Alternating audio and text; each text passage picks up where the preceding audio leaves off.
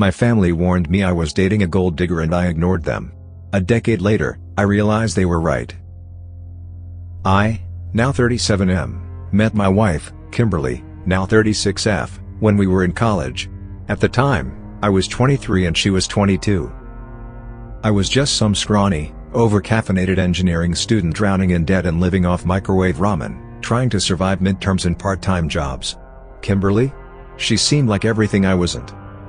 She was a lit major, smart, pretty, always pulled together in a way that made it seem effortless, with this calm, ethereal confidence that just drew people in.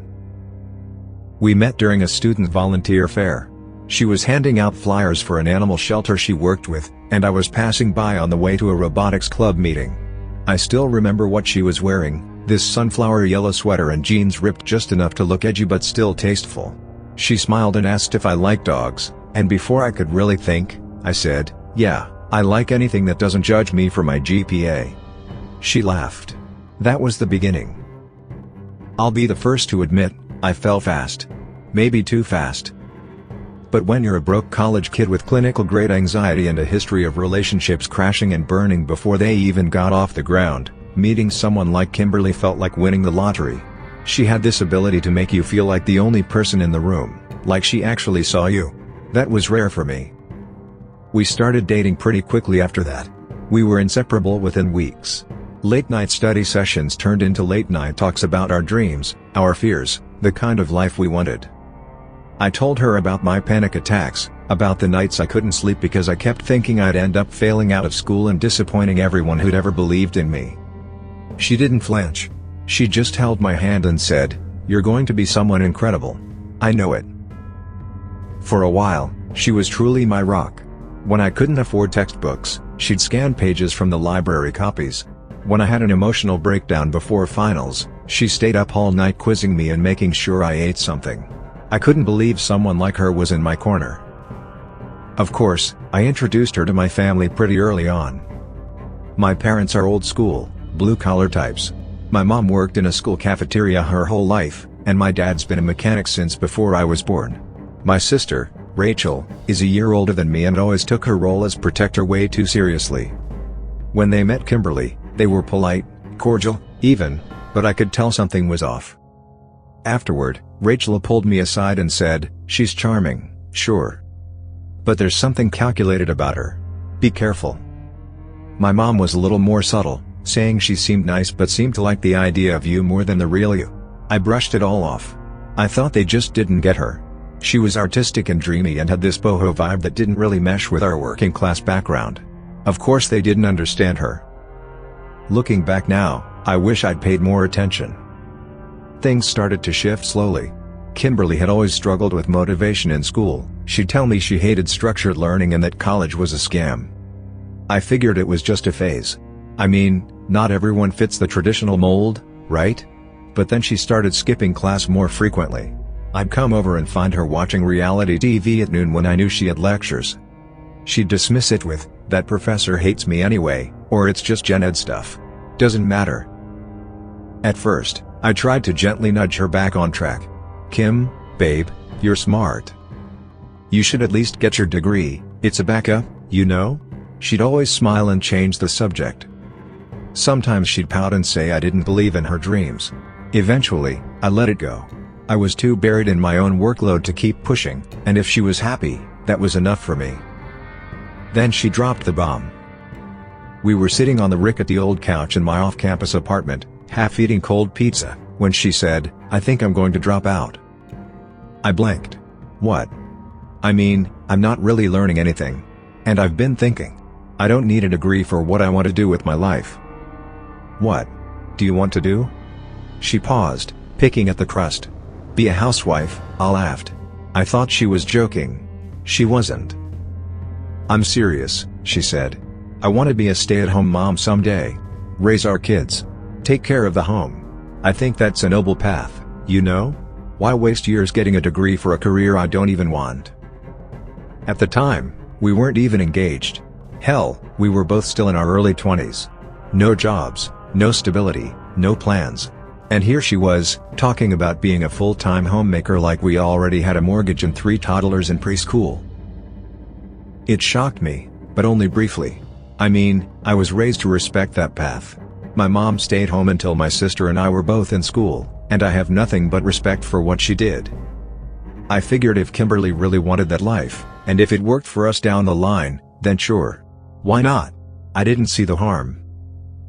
Besides, by that point, I was deep in it. I loved her. Or, more accurately, I was completely, hopelessly infatuated. She had wrapped herself so tightly around the core of my life that I couldn't imagine being without her. When I told my parents and Rachel about her decision to drop out, my mom went full lecture mode. "That girl is taking advantage of you. Mark my words." Rachel was harsher. "She sees your potential and she's latching on. She's setting herself up for a free ride." I defended Kimberly. Hard. I told them she was being honest about her goals, that she'd been supportive of me every step of the way, and that I didn't see anything wrong with a woman wanting to be a stay-at-home mom. "That's not the issue," Rachel said. "The issue is that she's planning her life around your income before you even have one." I wish I'd listened. But love makes you stupid. Or blind. Or both. The truth is, there were red flags I ignored. Like how she never offered to split bills, even when I was working 20 hours a week to keep the lights on. Or how she always forgot her wallet on date nights. Or how she'd talk about the life we'd have when I was making six figures, as if that was a given, not a possibility. She'd say things like, "When you're successful, we'll get a house with a big kitchen. I want to start baking again." Or "Once you're making bank, I want to travel the world. Paris, Rome, Tokyo." She made it sound sweet. Like she believed in me so much that my success was inevitable. Like I was her golden ticket to the life she dreamed of. And I ate it up. Even as I pulled 12-hour shifts at a greasy diner on weekends, even as I rationed my textbooks and relied on caffeine pills to stay awake. Even as I ignored my own exhaustion just to spend a few more hours with her, I convinced myself it was all worth it. That we were building something real. Kimberly started spending more time at my place and less at her own. Eventually, she all but moved in. She'd do little things, bring her favorite blanket, leave a toothbrush, take over drawers. She said it was more efficient. I said nothing. Soon, I was paying for everything. Rent, utilities, groceries. She said she couldn't find a job that aligned with her values, which I interpreted to mean she wanted something more meaningful than just slinging coffee. But months passed and she never even applied anywhere. When I pressed her, she'd tear up and say she didn't feel emotionally safe working some soul-sucking job. That she wanted to wait for the right opportunity. That I didn't understand how hard it was to feel directionless. And maybe she was right. I didn't understand. But I let it go. Again. Every now and then, I'd catch glimpses of the old Kimberly, the one who supported me, who whispered kind words into my ear when I was on the verge of collapse. But slowly, that Kimberly faded, replaced by someone more entitled. She expected things from me. Gifts, attention, support. But rarely offered anything in return beyond vague promises of future domestic bliss. She once told me, completely serious, "You're meant to be a provider. It's in your nature." And in the moment, it almost sounded flattering. Like she believed in my ability to take care of us. But now I see it for what it was, grooming. I'd love to say I saw the writing on the wall then. That I stood up for myself. That I challenged her to be a partner, not a dependent. But I didn't. I was too wrapped up in the fantasy. I kept telling myself, once I get the job, everything will settle. Once I have money, we'll be happy. Once we get married, things will fall into place. We stayed together through graduation, well, my graduation. She never went back to school. I got a decent job offer out of college, nothing glamorous, but solid pay and good benefits. I was proud. My parents were proud. Kimberly? She acted like it was expected. Like the first step in a plan she had mapped out years before. She started talking more seriously about marriage. About how we were meant to be. About how she couldn't wait to start our lives together. I still didn't see it. My family grew more distant. Rachel tried one last time to warn me. She's not with you for you. She's with you for what you can give her. But I was too far gone. Back then, there was no guarantee that I would have a high-paying job, but I also didn't mind her staying home with our future kids. Then, I got an offer for my dream job. 6 figures. Company car. Expense account. They even offered to pay for me to get my master's. I remember reading the offer letter 3 times just to be sure it was real. It felt like everything I had worked toward, every sleepless night, every panic attack in the library, every hour working dead-end part-time jobs just to afford instant noodles, had finally paid off. It was more than a job. It was freedom. I could finally move out of my parents' house and afford to get a place of my own. I could breathe. And most of all, I could give Kimberly the life she always talked about. I used part of my signing bonus, what I should have put toward my student loans, to buy an engagement ring. Kimberly cried when I proposed. She said yes before I could finish the question. We celebrated with champagne she insisted we buy on the way home, and she posted a picture of the ring on Instagram with the caption, "From college sweethearts to forever. I knew you'd make it, babe." I remember sitting there, watching her refresh the comments, smiling with pride and scrolling through congratulations. And for the first time, I had this weird, unplaceable unease. Like I was watching a performance I didn't know I was part of. But I brushed it off. She had stuck by me during the broke years. She had loved me when I had nothing. So surely, this wasn't about money. This was us. We'd made it. My family didn't see it that way. When I told them about the engagement, there were the usual congratulations, of course. My mom cried. My dad gave me an awkward shoulder pat. Rachel just sat there, quiet, arms crossed like she was waiting for a punchline. She pulled me aside later that night and said, "So, now that you've got the job and the money, she's ready to lock it down?" I glared at her. "She's been with me through everything. She's been positioning herself," Rachel snapped. "She planned her future around your success. Don't pretend she didn't." We didn't talk for a few weeks after that. I was pissed. I felt like she was accusing Kimberly of being manipulative when, to me, she was just ambitious, passionate about our future. Then the wedding planning started. And that's when things started spiraling. Kimberly told me she wanted something simple but elegant. I said, "Great. Let's do a backyard wedding or rent out a community hall." She laughed like I had suggested getting married in a Taco Bell. Her version of simple was $300 designer invitations, custom floral arrangements, hand-calligraphed place cards, imported table linens, and a venue that cost more than my first year of college. When I balked, she'd pout, say she just wanted it to be special, that it was a once-in-a-lifetime event. I kept saying, "Let's scale back. Let's be smart." And for a day or two, she'd agree. She'd cancel one vendor, swap another. Then suddenly, a new expense would pop up: upgraded lighting, live string quartet, personalized champagne flutes for the guests. Every time I tried to rein her in, I was met with either guilt trips or stone-cold silence. "It's not like you can afford it now," she said one night, after I snapped about a $900 makeup artist she'd booked without telling me. "I supported you when you had nothing. Can't you just let me enjoy this?" So I let her enjoy it. The wedding drained most of my signing bonus and then some. I was left with just enough to cover the deposit on our new home, her dream house, naturally. It was big. Bigger than 2 people needed. Vaulted ceilings, gourmet kitchen, a soaking tub she'd pointed out on Instagram more than once. I wanted something modest. She wanted a home we could grow into. My family, again, raised eyebrows. Rachel didn't even hide it anymore. At our housewarming, she cornered me in the kitchen and said, "You're buying her dreams on credit, and she hasn't contributed a cent. Wake up." I told her to drop it. That Kimberly would be a stay-at-home mom eventually. That she didn't need to work. That we'd made that decision together. And to be fair, Kimberly had never pretended otherwise. From day one, she had been clear: she wanted to be a homemaker, raise kids, be present. I believed in that. I respected it. I still do. But I started to notice something strange. She didn't do much homemaking. I was still the one making dinner 3 nights a week. Laundry piled up. The house was always cluttered with takeout containers and half-finished art projects. She'd spend hours scrolling on her phone, watching reality TV, or pitting house decor on Pinterest. Every time I asked if she needed help or suggested we hire a cleaner, she'd get defensive. "I'm trying to build our home. It takes time." Okay. Fine. Maybe she needed time to settle into the role. I convinced myself it was a transition period. I mean, she had just planned a whole wedding. Maybe she was exhausted. I let it go. A few months later, She sat me down and said she wanted to start trying for a baby. I wasn't surprised. We talked about it for years. And with my new salary, we could afford it. So, we started trying.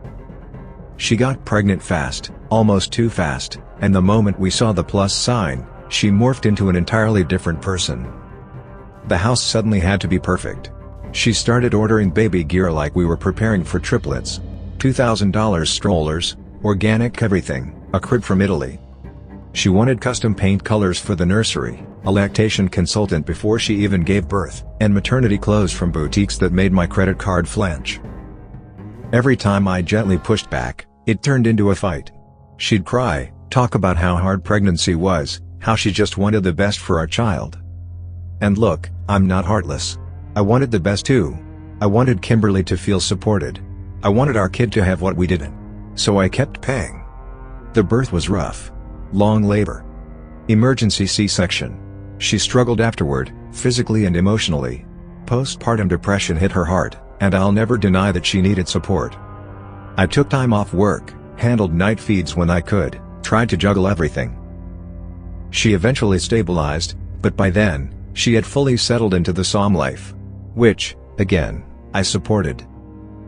But she treated it more like a lifestyle than a job. She joined expensive mom groups that met at brunch spots and yoga studios. She hired a nanny just to help for a few hours a day because she said she needed time to reconnect with herself. She bought designer diaper bags, boutique baby clothes that got worn once, and signed up for Mommy and Me music classes that cost more than my car insurance. The spending was constant. Relentless. Justified every single time by her desire to be a present and intentional mother. I started feeling like I was financing a fantasy more than a family. Still, I rationalized. I told myself it was just a phase. That we were adjusting. That she deserved it after carrying our child. Then came baby number 2. This time, she said we needed to upgrade. The house was suddenly too small. The car too cramped. The nanny? Now full-time. She said she couldn't manage 2 young kids without proper help.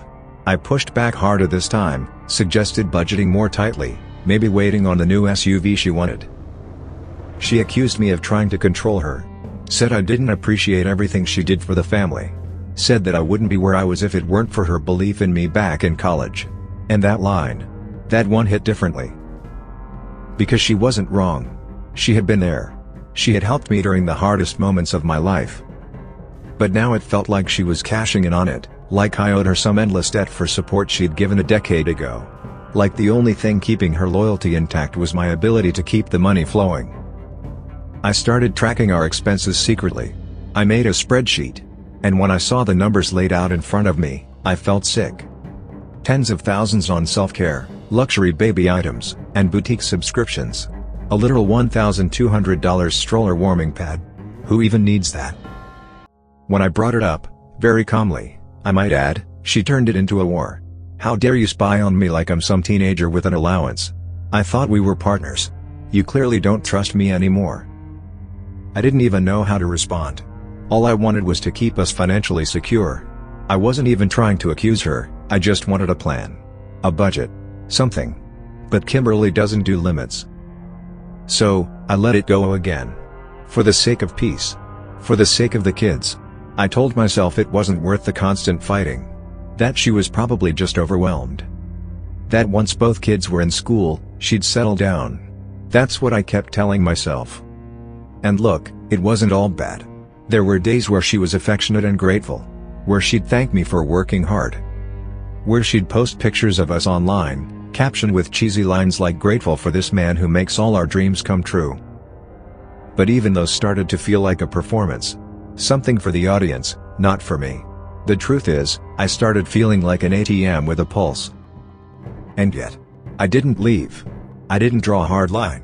I just kept telling myself, she loved me when I had nothing. She's the mother of my kids. She grew up poor too, maybe she just wants to spoil the kids.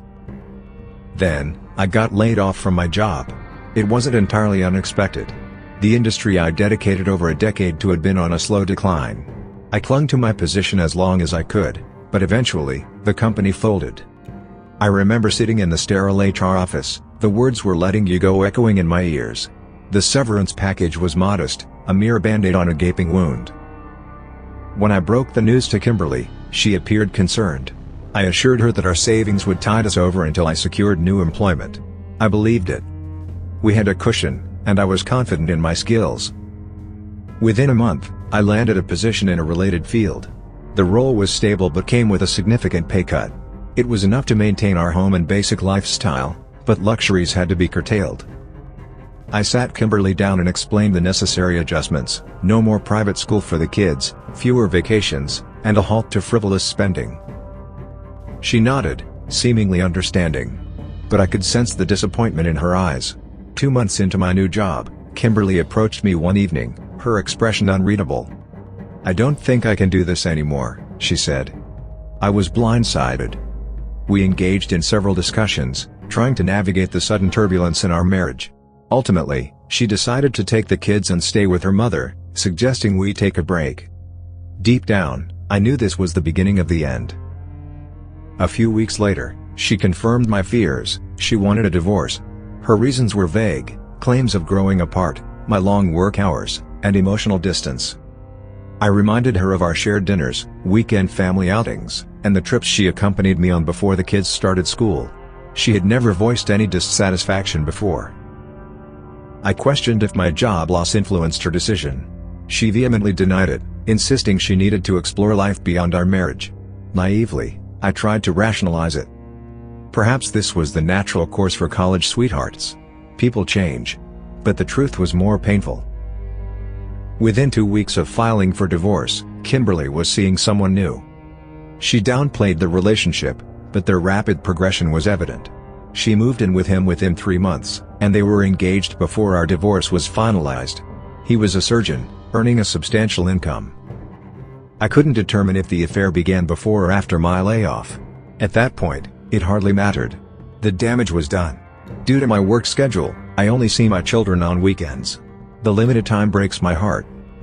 I often reflect on the years spent with Kimberly, realizing she may have valued my earnings more than me. Our savings were depleted, either spent on unnecessary luxuries during our marriage or lost in the divorce settlement. My family, aware of her swift new engagement, never uttered an "I told you so," though I felt I deserved it. I transitioned from loving Kimberly to resenting her. I adore my children, but I lament the decade lost to a woman who possibly saw me as a means to an end. God, I hate her.